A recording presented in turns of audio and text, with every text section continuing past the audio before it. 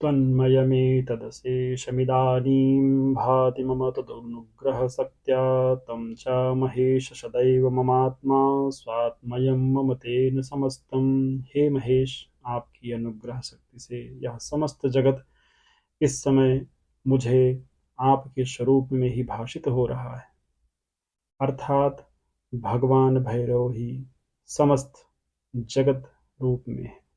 भैरवनाथ के अतिरिक्त इसकी कोई सत्ता नहीं है। इस प्रकार सर्वत्र भगवान भैरवनाथ आप ही मुझे दिखाई दे रहे हैं, और आप तो सर्वदा मेरी आत्मा ही हैं, अर्थात भैरव अहम्। इस प्रकार स्वाभिन्न रूप से मुझे आपका ज्ञान हो रहा है, अतः मेरे लिए यह समस्त जगत भी आत्मरूप हो गया है। भया रवतीति भैरवः भिया सर्वं रवयति, जिससे समस्त भय समाप्त हो जाएं, अथवा जो समस्त भयों को रव मतलब समाप्त कर दे, उसे भैरव कहते हैं। बिभर्ति धारयति पुष्पाणि रचयतीति भैरवः, सृष्टि स्थिति संहारकारी भैरव है। विश्वस्य भरणात् रमणात् वमनात् सृष्टि स्थिति संहारकारी परशिवो भैरवः। भा, र और वा तीन शब्द से भगवान का जो स्वरूप बनता है वह है भाख्यातु श्यामला चैक वक्त्रा भद्रासने स्थिता उद्यद्र विनिभाधत्ते सरचाप वराभयान। भैरव स्वरूप भद्रासन पर विराजमान, श्यामल तथा उदयकालीन सूर्य के समान सिंदूर की कांति वाला एक मुख तथा चार हाथ, जिसमें धनुष बाण वर तथा अभय धारण किए हुए। रा शब्द से रेफाख्या रेचिका श्यामा सिंहस्था लोहितांशुका पंचास्याष्टाकरा धत्ते दक्षवाम करैस्तुष खंगखेटांकुशा गदा आसा पाशशूल वराभयान। भैरव का जो रा स्वरूप है भद्रासन पर विराजमान, श्यामल वर्ण रक्त वस्त्र धारण किए हुए, सिंहासनारूढ़, पांच मुख, आठ हाथ, खड्ग खेट यानी मूसल, अंकुश गदा पास शूल वर तथा अभय धारण किए हुए। वा शब्द वाख्यापरायणी देवी स्फटिका भरणांशुका स्फुट पद्मासना धत्ते पद्मद्वय वराभयान। वा शब्द से जो भैरव स्वरूप बनता है वह है भैरव स्वरूप का आभूषण श्वेत वस्त्र है, लोक का परम आश्रय है, खिला हुआ कमल आसन है, चार हाथ जिसमें क्रमशः दो हाथों में कमल वर तथा अभय धारण किए हुए। इस प्रकार तामसिक, राजसिक और सात्विक रूप भगवान का बनता है। अत्र चैकातमे युक्तो जायते भैरवः स्वयं कर्माणि वाचा करोति सापनुग्रहकारकः। इन समस्त आड़व, आड़व मतलब हो गया पर्दा, लज्जा, मतलब आप भक्ति कर रहे हैं तो फिर आपके अंदर लज्जा या किसी प्रकार का संकोच, मतलब किसी कौन क्या कहेगा, इस प्रकार का पर्दा आपके मन में नहीं होना चाहिए। मायु मतलब दया ममता जो होती है, इसका भी जो स्वरूप है, पहले आप भगवान के लिए हों, फिर उसके बाद आपके अंदर ये चीजें होनी चाहिए, इनको त्यागना पड़ता है। कर्माण, कार्मण, कार्मण का मतलब यहाँ पे हो गया कि कुछ काम जो भी आपका कार्यकलाप है उसको भी आपको त्यागना पड़ेगा। पहले आपको अपने इष्ट और अपने मंत्र के लिए समय देना है, उसके तदोपरांत ही आप किसी कृत्य को करेंगे। इनको मल की स्वरूप संज्ञा दी गई। इनको त्यागने के बाद ही आप साधना के या साधक बनने के लायक बनते हैं। मलों को नष्ट करके ही साधक भैरवत्व को प्राप्त कर सकता है। भैरवत्व प्राप्त करने का एकमात्र सरल साधन जो है वो बटुक भैरव की उपासना ही है। बिना बटुक भैरव उपासना किए स्वस्वरूपत्व की प्राप्ति कभी नहीं हो सकती है। बटुक भैरव की उपासना करके ही मनुष्य परम ज्ञानी हो जाता है। मतलब उसको जो भी ज्ञान चाहिए वह वह जो है धीरे धीरे उसके अंदर आत्मसार होने लगता है और वो परम ज्ञान को प्राप्त कर लेता है और ज्ञानी हो जाता है। उससे साप अनुग्रह मतलब जो साप मतलब जो उसके प्रति जो भी विकार मतलब साप हुए हो, कष्ट से कोई पाप हो गया है या किसी प्रकार की गलती हो जाती है तो उसका अनुग्रह मतलब उससे उसको मुक्ति प्राप्त हो जाती है कि शक्ति सद्या मतलब उसको समाप्त करने की, नष्ट करने की उसके अंदर शक्ति आ जाती है और वह साक्षात जो है भैरव का स्वरूप हो जाता है। उसके अंदर डर और किसी भी प्रकार का जो अवरोध है वह समाप्त हो जाता है। श्री बटुक भैरवनाथ एक ब्रह्म स्वरूप हैं और उनकी उपासना में आपका आंतरिक रूप से शुद्ध होना बहुत जरूरी। कहने का मतलब यह है कि बाबा सत्य प्रिय हैं, झूठ नहीं पसंद, दिखावा नहीं पसंद है उनको।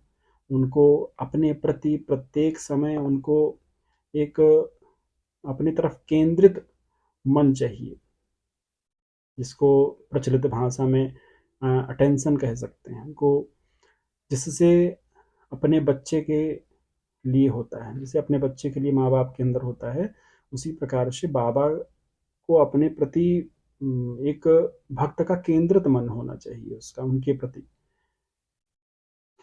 मेरे प्रभु तो प्रत्येक समय लीला करते हैं क्योंकि उनका 5 से 8 वर्ष का बालक जैसे नटखट होता है वही स्वरूप मेरे ईश्वर का है।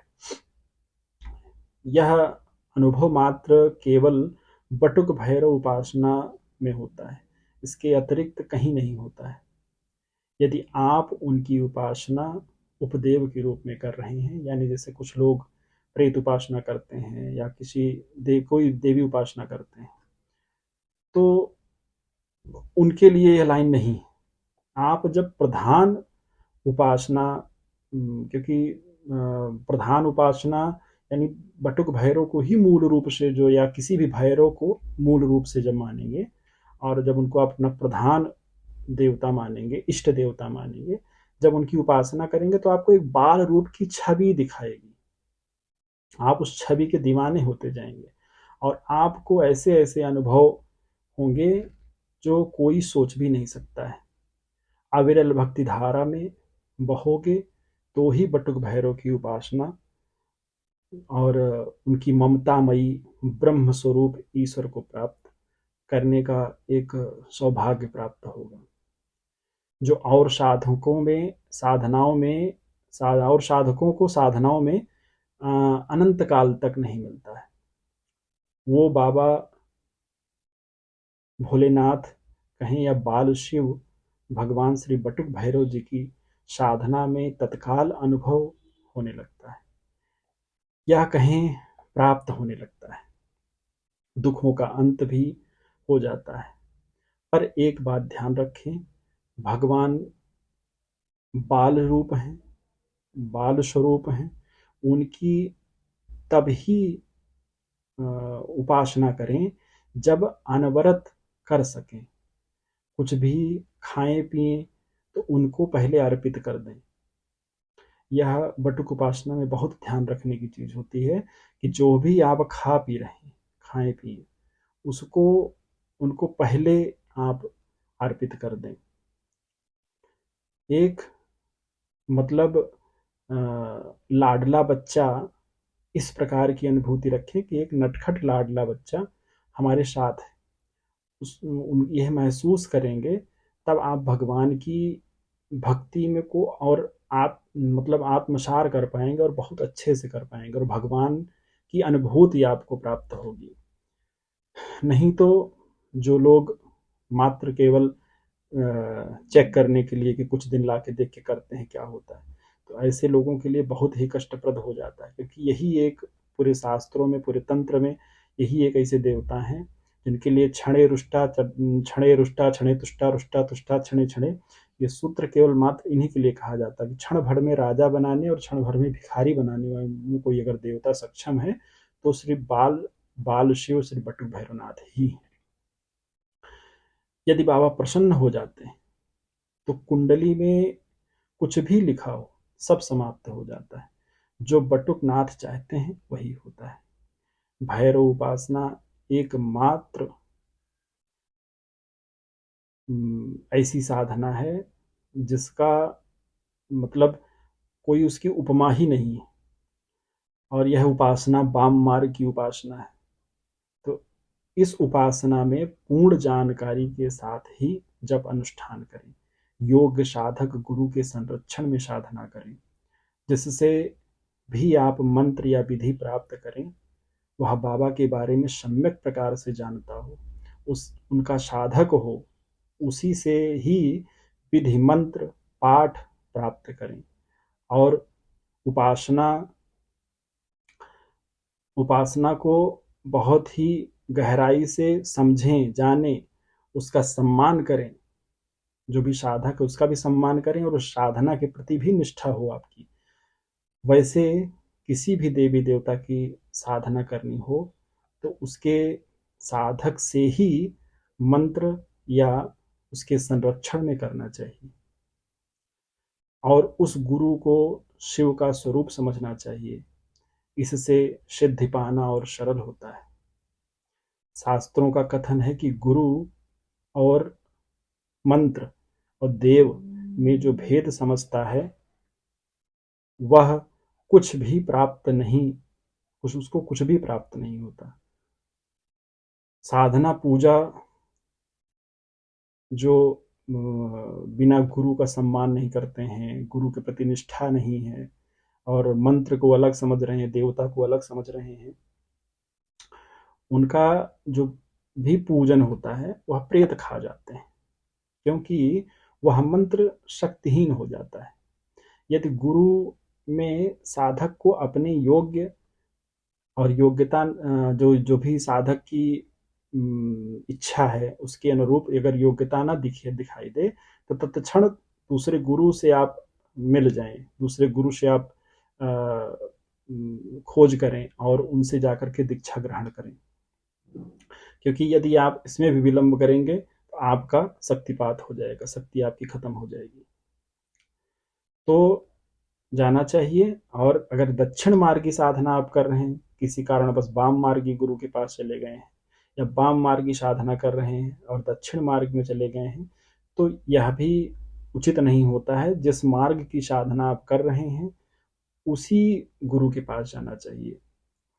तो जो भी गुरु हो उस मंत्र देवता का ही स्वरूप होता है, जिससे जो मंत्र प्राप्त होता है वह उस मंत्र का गुरु होता है। मतलब जैसे आपने एक मंत्र ले लिया तो ये नहीं है कि आप चाहे जो मंत्र आप जपिए सब आपका सिद्ध होगा, नहीं।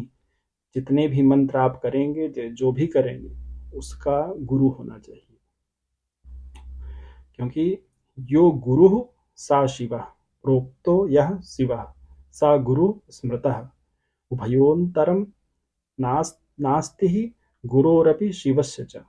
जो गुरु है वही शिव है और जो शिव है वही गुरु है। इन दोनों में अंतर नहीं है, ना गुरु में और ना शिव में। इस प्रकार बटुक भैरव मंत्र का मंत्र प्राप्त करें। यहीं भगवती माता पार्वती कहती हैं, हे भोलेनाथ, अपने बाल रूप के बारे में कहें जिससे समस्त साधकों का कष्ट दूर हो सके। तो सम्यक सम्यक पृष्ठम त्वया देवी लोक दुख विमोचनम मया बटुक रूपम ही धृतम सर्व सुखावह। शिव ने कहा, भोलेनाथ कहते हैं, हे पार्वती, आपने बहुत अच्छा प्रश्न किया। हमने ही लोक में साधकों को दुख से विमोचन कराने तथा सभी सुख प्रदान करने के लिए बटुक रूप धारण किया है। इस प्रकार से अब हम आगे की श्रृंखला में आपको बटुक भैरव, भगवान श्री बटुक भैरव की उत्पत्ति और मतलब किस प्रकार से शब्द में क्या अर्थ निकलता है, हम आगे बताएंगे। जय श्री बटुक भैरवनाथ।